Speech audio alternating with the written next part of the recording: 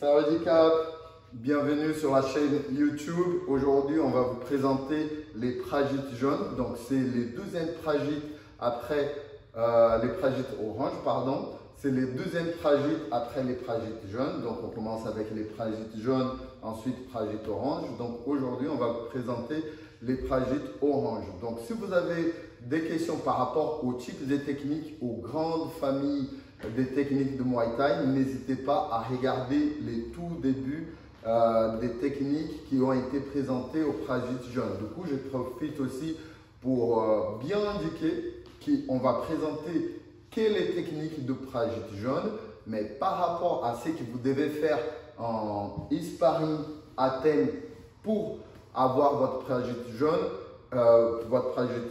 orange, pardon, vous aurez besoin également des techniques que vous avez vues et qu'on a déjà présentées aux prajites précédents. Donc, même si vous présentez pour les prajites orange, pensez à bien réviser également les techniques qui ont été présentées pour les prajites jaunes. Ça marche? Donc, on part directement pour les techniques qu'il faut connaître pour le passage de prajite orange. La première groupe de techniques de swing par la moelle, de déplacement, c'est une technique qu'on appelle Pien Lien 4. C'est un déplacement avec changement de garde. Donc, je suis avec Valentin. Dès qu'il avance vers moi, je fais un déplacement avec changement de garde. Il va avancer un peu plus, je fais deux changements, je peux faire là. Moi, j'avance vers lui, il va faire des changements de garde. Hop, hop. Donc, c'est ça, Pien Lien 4. Il revient vers moi à nouveau. Hop, Pien Lien 4. Déplacement avec changement de garde. Donc, à chaque fois, plutôt que faire l'enture classique qu'on a vu au prajite jaune, à partir d'ici, je viens changer de garde. Pourquoi ça peut être intéressant? Je peux être ici, changer de garde, rebondir et repartir avec une technique des jambes, par exemple. Donc, c'est un des déplacements qu'il faut connaître. En plus, avec les long jumps qu'on a vu déjà au prajite jaune, donc pour les prajites orange, on part sur les Pien Lien 4, déplacement avec changement de garde. Du coup, on pense toujours la garde en haut, on n'est pas là, on vient serrer son coude, hop, et on a une bonne posture taille. Hop, vers l'avant, vers l'arrière, et je suis en garde. Ok, Pien Lien 4. Ensuite, on va voir les groupes de techniques des coups de poing, les Muay mat. Donc, il y en a deux à connaître pour les prajites orange. Donc, il y a déjà les mat soy, qui c'est les coups de poing remontants. Donc, je suis en garde. Pensez aussi à la distance. Encore une fois, là, je suis à distance des mat trong. Pour les mat soy, il faut que je sois un peu plus collé. Il baisse son bras juste pour que je puisse vous montrer. Donc, les mat soy, les coups de poing remontants, connus aussi comme hypercute. En langue anglaise, je viens frapper au niveau du menton. Alors, je présente gentiment pour qu'il puisse travailler. 1, 2. Je suis en garde, il présente. 1, 2. Alors, pour les mat soy, des petits détails techniques qu'on souhaite voir quand vous allez faire votre passage de prajite orange. Essayez de juste décaler légèrement pour venir piquer. C'est surtout la rotation de votre torse et vos appuis qui vont faire les travaux. Si je suis à 3/4 par avoir vu, pour pouvoir piquer en mat soy, je viens descendre légèrement sur mes appuis et commencer une petite rotation. À partir d'ici, j'ai juste à décaler légèrement ma main et piquer. Je reviens en garde, je charge, pom. 1, 2. La grande erreur qu'on fait souvent chez les débutants, plutôt qu'être tout petit pour travailler les mat soy, c'est d'essayer de faire de la natation, d'aller très loin. Rappelez-vous, si je suis en combat, j'essaye de partir ici, le temps que je suis en train de faire les tours, je me suis déjà fait toucher par mon partenaire. Donc, mat soy, pensez à être économe, à être bien proche de mon partenaire. 1, 2, après, hop, à Valentin, 1, 2. Ça marche? Donc, travaillez tranquillement et toujours par des tout petits gestes utilisez la qualité de vos appuis. On descend un petit peu, on pivote et on remonte en venant. D'accord? Mat sol. Ensuite, il y a un coup de poing qui ressemble beaucoup à celui qu'on a déjà vu en Prajit jaune. Mais là, c'est un coup de pied circulaire, mais plutôt large. Au Prajit jaune, on a vu les mat Jensen, c'est tout petit où je viens piquer. Là, je suis plus loin, c'est les mat Yen Yao. C'est un crochet assez large où je viens chercher de loin, de loin. Pareil pour Valentin, je bloque, je bloque. Donc c'est un coup de poing circulaire assez large. Donc je peux le travailler ici ou en situation réelle. Soit je peux aller chercher loin, ou soit je peux faire, en anglais on appelle overhand. Donc pour nous ça va être Mat Jensen. Il déclenche ce point, hop, au niveau de la tête, je viens faire une petite esquive, paf, pour venir piquer. Donc Mat Yen Yao. Donc en coup de poing circulaire assez large. Donc il y a ces deux coups à connaître au niveau des techniques de poing pour les Prajit orange. Ensuite, on a deux techniques de jambes pour les Prajit orange à connaître. Donc la première s'appelle Tip Kang. Donc les types, encore une fois, rappelez-vous, c'est toutes les techniques des jambes frontales en termes de poussée. Donc c'est un coup de pied latéral. Donc Tip Kang, je pars sur les côtés, que ça soit jambe avant, jambe arrière, jambe avant. Avec Valentin, jambe arrière, jambe avant. Donc Tip Kang, je pense à être bien de profil au moment où je déclenche, je viens, je pique. On change de côté. Donc pensez à être bien de profil. Je suis là, je viens pivoter, j'ai arme et ensuite je pousse. Encore une fois, ce n'est pas un coup de pied circulaire où je viens avec la jambe armée d'ici. Je viens d'abord le mettre de profil et pousser pour que ça soit vraiment une poussée. Donc je suis en garde, j'ai arme, je pousse de côté et je reviens. Ça marche? Donc Tip Kang. N'hésitez pas à travailler, encore une fois c'est important, travailler les deux côtés. La jambe arrière normalement elle est plus aisée pour pouvoir le faire, mais vous êtes attendu pour le passage de Prajit orange, vous devez travailler les deux côtés, s'il vous plaît. Donc là on a fait les Tip Kang, ensuite on va passer au coup de pied circulaire. Donc les groupes des Muay Thai, et on va faire ce qu'on appelle un Thai Kang Kro. C'est un coup de pied circulaire au niveau de la tête. Donc pour les Prajit précédents, on avait travaillé niveau bas, niveau médian.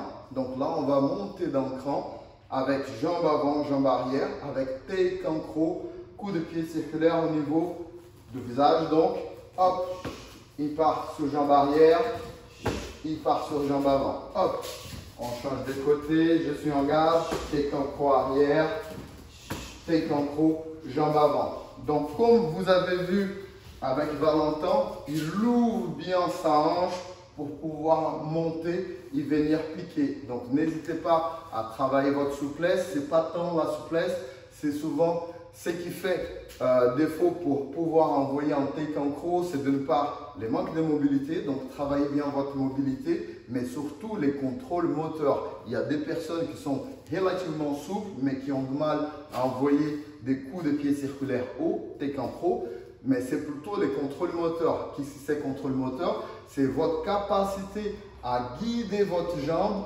volontairement pour venir toucher la tête et revenir. Les meilleurs moyens de le faire, c'est essayer de le pratiquer encore. Un petit détail qui n'est pas demandé dans l'examen, mais qui souvent quand les gens ils ont du mal à sortir les Thai Kang Kro, c'est que je dis souvent, n'hésitez pas pour bien travailler votre contrôle moteur pour les Thai Kang Kro, c'est utiliser l'effet balancier. Avant de monter, c'est de faire un middle et ensuite partir. Par exemple, si Valentin d'abord il fait un middle en Thai Chiang jambe avant et ensuite il vient chercher la tête avec le Thai Kang Kro, c'est plus simple pour lui pour avoir déjà ses balanciers pour monter la jambe. Donc il commence avec un taetian, jambe avant, et tout de suite, il vient chercher en haut. Encore, taetian, take en haut. Donc ça peut vous aider à trouver justement les contrôles moteurs et surtout l'inertie pour venir toucher à la tête. Donc n'hésitez pas à l'utiliser pendant que vous êtes en train de vous préparer pour les passages de grade ou même pendant les passages de grade. Si vous n'arrivez pas à déclencher en première intention, sortez d'abord en taetian, ensuite sortez en take en pro. Donc là, on a fait l'ensemble des techniques des jambes qui sont nécessaires pour le passage du trajet orange. Ensuite, on va revenir au Muay Thai, aux techniques des genoux. Donc, il y en a deux. On va commencer avec les coups de genoux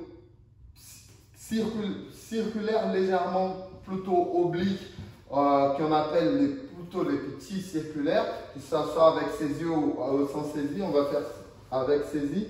Donc, Kao Tian, où je viens directement sur les côtés et je pique. Valentin à son tour, Kao Tian, hop, genou, petit circulaire. Donc on vient vraiment tout de suite oblique, hop, ici. Donc ça c'est les Kao Tian. Ensuite quand je viens chercher un peu plus haut et que je rentre à nouveau avec la pointe des genoux, c'est la technique qu'on appelle Kao Kong. Donc la différence, je suis encore à corps. Les Kao Tian, je viens tout de suite ici, petit circulaire. Pour les Kao Kong, je viens lever très haut et je viens piquer avec les genoux. Donc Kao Tian, je pars sur un Kao Kong, je lève haut et je viens piquer. Je lève haut et je viens piquer. À Valentin, il pique, il pique. Je vais être, Valentin va être dos à vous pour que vous voyez. C'est pas venir frapper avec l'intérieur de la cuisse. L'idée, c'est pour les Kao Kong, je lève, je viens sortir la pointe des genoux. Je lève et je viens piquer avec la pointe des genoux. Hop, paf, et je viens piquer. Ça marche? Donc, c'est juste une petite différence de niveau, mais pensez quand vous partez sur le Kao Kong, il faut absolument que je vienne sortir la pointe du genou pour pouvoir piquer. Ça marche? Donc là, on a fait l'ensemble technique des genoux. Ensuite, on va partir sur ce qu'on appelle les Muay Thai, les techniques justement du travail de saisie et projection. Donc pour les trajets orange, il y a deux techniques, les lat et haut et les lat ken. La première, c'est une saisie des corps avec un bras, deux bras, au bras avant, bras arrière, les deux bras. Souvent, je peux être en train de boxer, on est en corps à corps et je peux venir saisir ici. Donc, on est en train de travailler les corps à corps. On travaille à des genoux. Hop, je pique. Par exemple, ici, c'est en lat et haut. C'est quoi l'intérêt de cette technique? Ça me permet, par exemple, je suis en corps à corps et je suis pris, il est en train de beaucoup travailler les genoux, ça me permet déjà de casser la distance pour éviter plus de dommages. Ou même aussi en technique d'attaque, on est en train de travailler, il pique, je peux essayer de faire un lat et haut, donc une saisie de corps pour faire une projection. Où je viens projeter la personne. Donc ça peut être une technique où j'utilise un but défensif ou aussi où je viens faire une petite saisie, faire un petit barrage, faire une projection.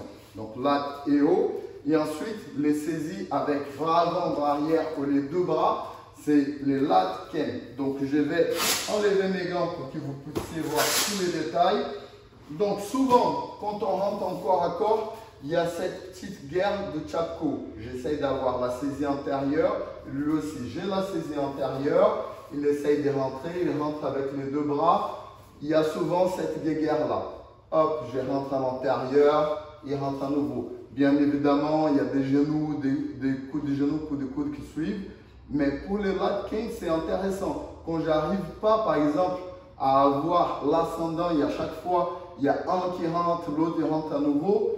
Ce que je vais faire, une des options pour faire une saisie des bras, c'est là il est à l'intérieur, je suis à l'extérieur, c'est que je vais faire, au lieu de à nouveau revenir à l'intérieur et recommencer la guéguerre, je vais faire un latken. Donc, avec ces bras, je viens rentrer. Au niveau de m'arrêter ici, je continue à enrouler et hop, là je saisis un bras, je change de bras de l'autre côté, je pousse, je tire. Donc là c'est un latken et là je peux travailler mes techniques des genoux. Donc là, un petit latken. Encore une fois, on est en train de travailler, il rentre, je rentre, ça ne s'arrête pas, il continue. Et là, je rentre, je sors, je fais tous les tours. Je bloque, latken, j'isole et je peux par exemple travailler mes coups de genou. Donc là, c'est latken avec un bras. Donc je peux faire la même chose. Là, je fais avec bras arrière, je peux faire avec les bras avant. Une question qui revient souvent, c'est comment faire le latken avec deux bras. Donc il vient souvent avec la technique qu'on a vue avant. On est en corps à corps, je suis en train de mitrailler Valentin, il vient faire un lat et haut, la saisie de corps. Il m'a saisi ici, ce que je peux faire, c'est venir envoyer, je viens envoyer les deux bras pour venir casser sa saisie.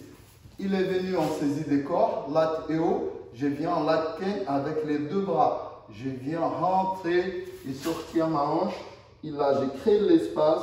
J'arrive à faire la saisie des deux bras et venir travailler et prendre l'ascendant sur mon partenaire.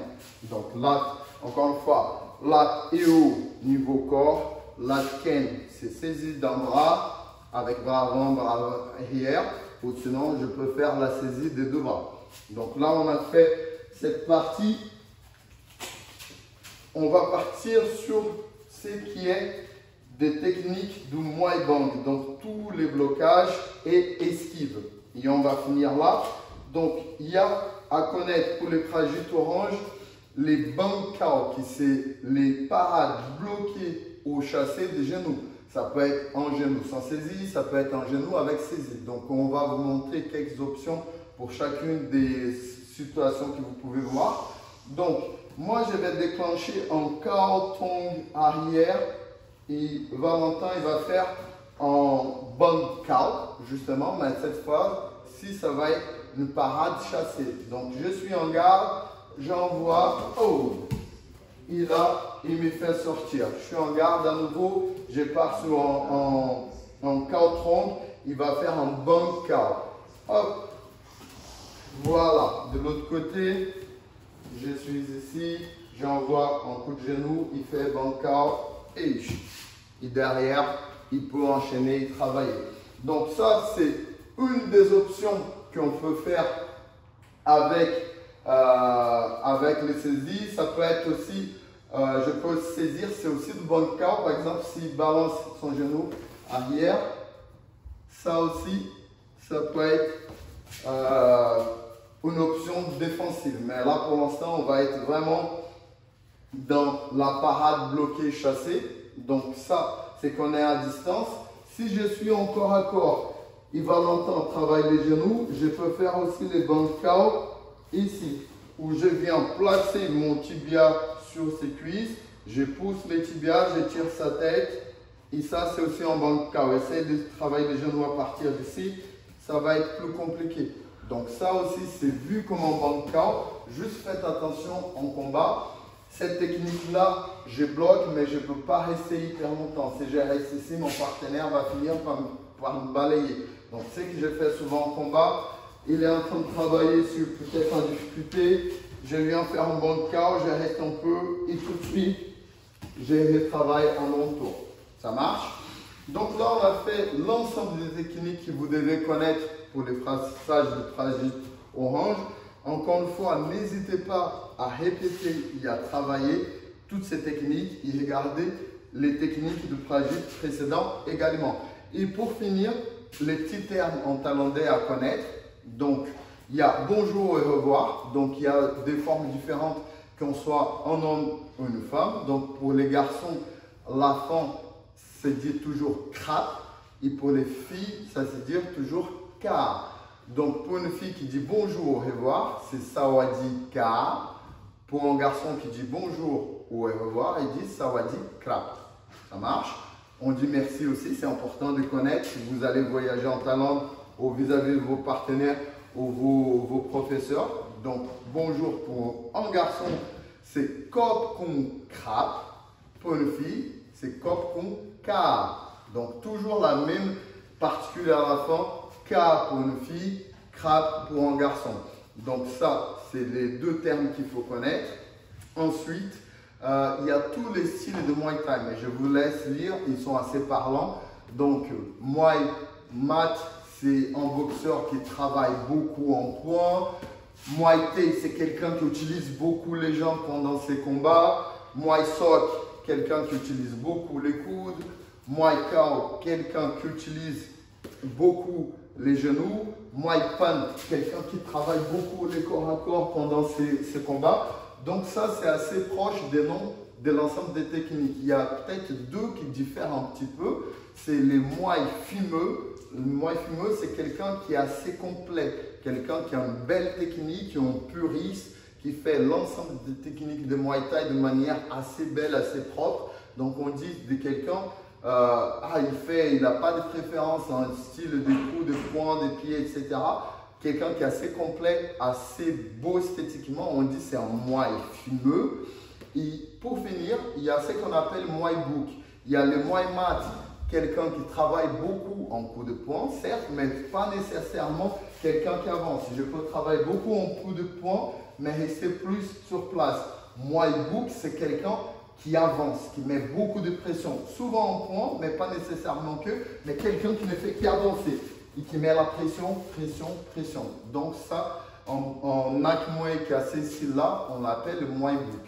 Donc encore une fois, pour les termes, il n'y a pas de secret. N'hésitez pas à réviser, à vous faire répéter par des connaissances pour essayer de bien les intégrer. Ou sinon, tout simplement, le plus simple, c'est de les utiliser, que naturellement, vous allez vous habituer à tous ces termes-là. Donc, merci beaucoup. Je vous souhaite une très bonne préparation. Et encore une fois, si vous avez des questions, n'hésitez pas à poser des questions à vos coachs, à vos partenaires. Et soyez prêts pour le passage des grades. Merci beaucoup à Valentin et merci à vous, Kop Kung Krap.